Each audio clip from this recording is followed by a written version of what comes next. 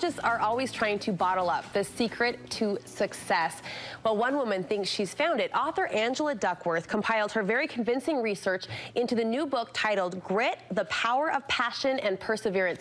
Now, according to her, success doesn't stem from social intelligence or physical health or good looks. It wasn't even IQ. Success, she writes, comes from grit. Our own Dr. Liz Hale has been looking into this topic. She joins me with ways to grow more grit and teach our kids to have it too. You know, I've always loved that word, grit. Oh, isn't it great? And now we have more reason to love it based on this very compelling research. You know, Angela Duckworth and her researchers went actually to West Point Military Academy and discovered why are 1 in 20 cadets dropping out during Beast Week. It's like the first part of their training.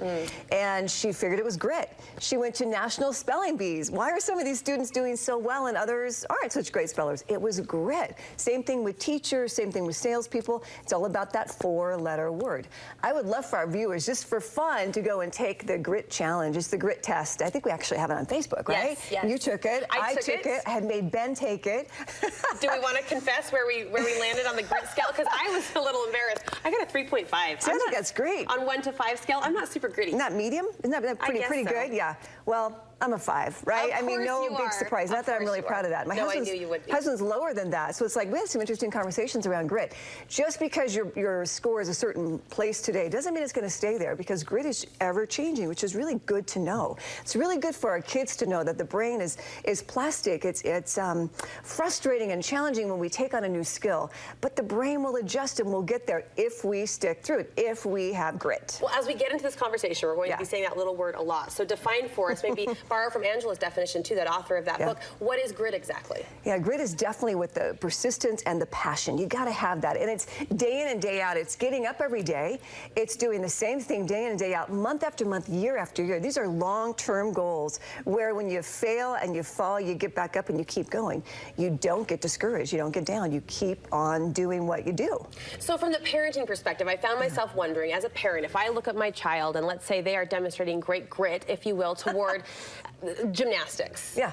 Wow. But they're not all that great at gymnastics. As a parent, I'm investing a lot of money in lessons, and I'm not really seeing them succeed or demonstrate extreme talent. Should we still be encouraging that grit? You know, talent is really an interesting phenomenon. It is actually better to have grit than talent in the long run, believe it or not. People who have talent, we're so taken by them, right? We've got all those shows of Who's Got Talent or America's Best Talent, whatever it is. We're so stunned with someone's natural talent.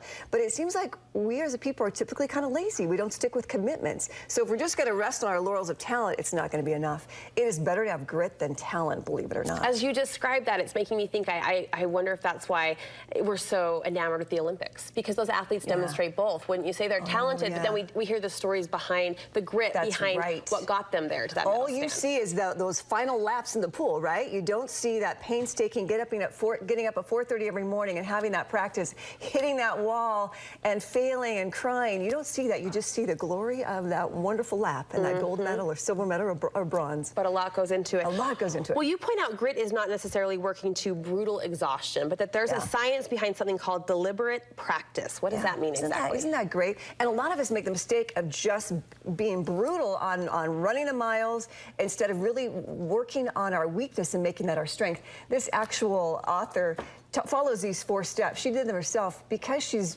becoming known for grit. Somebody asked her to do a TED Talk. You know what those are on YouTube's, right? They're so fun. So she has these 4 points, and she really put herself through the ringer. They actually came to her and said, okay, we want you to first do a run-through with us, then we'll give you feedback. And she thought, feedback? You mean applause? That's the kind of feedback we all like. I'm not really quite used to that. So it wasn't really applause. They gave her a lot of negative feedback. And it was really kind of tough for her initially. And then she really worked on her TED Talk, and she gave it in front of her family. She got more negative feedback. She did more repetition, more refinement, more reflection, those 4 steps there, until she really had the finished product, which looked nothing like it did when she first started. But it was something she was far more proud of and made a lot more sense, a lot more impact. You know, as she did it in front of her daughters, the negative feedback was, Mom, you say a lot. It's very distracting. And when you're nervous, you bite your lip. I really suggest you not do that. So it's pretty tough when we put ourselves out there, but it's when we focus on the weakness and you practice from that perspective, that's what makes all the difference. You give it 100% on the weaknesses, not the strengths. Well, and you could apply that 4-step practice deliberately formula really on any goal or any task that we're taking on. So as I kind of review those 4 steps, I have to imagine then routine and habit, those are going to be your best friends. Research shows again and again that if you can do something the same place every day, the same time every day, you got it made. There's a little bit of heaven in there, because if you wake up every day and decide, okay, so when am I going to exercise? When am I going to play the piano? You're just starting over again, and it's that much more difficult. But when you already have that set time and that set place, Charles Schulz proved that when he did all those Peanuts comics. Maya Angelou, is that her name? So people love her. She did the same thing. Every morning she had breakfast with her husband, and she went and wrote in some little mean, tiny hotel room, she said, until 2 o'clock every day. So we learn from the best about why is this working? What are you doing that's different? It kind of speaks to those gym habits too, right? The trainers keep saying, have a time every day, commit to it. It speaks to that grit. Seems to be, that's right, that stick-to-itiveness. You know who I think has great grit, and this might seem silly, but I think babies have. I look at Emmy, and she's, been walking now for about 2 months. She's still falling down as she climbs and stumbles, gets back up 50 million times a day. I think babies are so brave, and they do demonstrate that perseverance. They do, don't they? I've noticed Emmy doesn't have any embarrassment. She's not anxious about her falls. Isn't that great? And then researchers find that babies do that for a certain period of time until they reach about kindergarten. And then guess who steps in and kind of muffs it up? We do. We, as the adults, we start to frown on our face when they make mistakes. We start to get a little flushed. We start to rush to their aid and fix things. And so they decide, oh my gosh, so I think I need to be embarrassed and afraid and ashamed. And even some of the best swim coaches, the Olympic coaches, will say, yeah, the media is probably our worst friend, because they are so critical, and family and friends are so critical, that when you feel that you've been beaten down, you don't want to stick your neck out.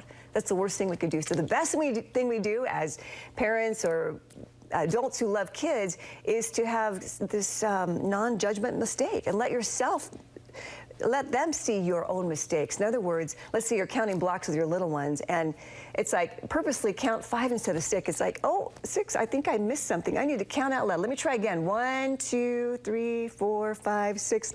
Let them see you make mistakes that are just not a big deal. Embarrassment-free. Where you smile and embarrassment-free. It's like, oh, yeah, let me do that again. So we've talked about grit, Liz, as it applies to, say, goals, those long-term goals, even those short-term goals. Does grit apply to our everyday work, our everyday routines, whether it be housework or motherhood or going to work? Does it apply there as well? You know, it absolutely does. She uses a metaphor I really like quite a bit of the bricklayers. You ask 3 bricklayers, so what do you do for a living? The first one who has a job says, I set brick. And the second one is, I create homes. And the third one is or a church, I guess. And the third one is a career, an actual calling rather, where I am creating a house of God. I'm doing something big. I'm seeing the big purpose. So it really needs, in your passion, you got to have some purpose where I'm doing the greater good for either my family and rearing children, or the greater good for clients. I'm making a difference somewhere. So it's not just for me. Yeah, believing in the power of your work. Yep, that it's doing good for someone somewhere. I like this word. I like this topic. I'm going to try to go to a 3.5 to at least a 4, right? In the next month. I'll put these into practice. If you insist. Thank you so much, Liz. I appreciate it.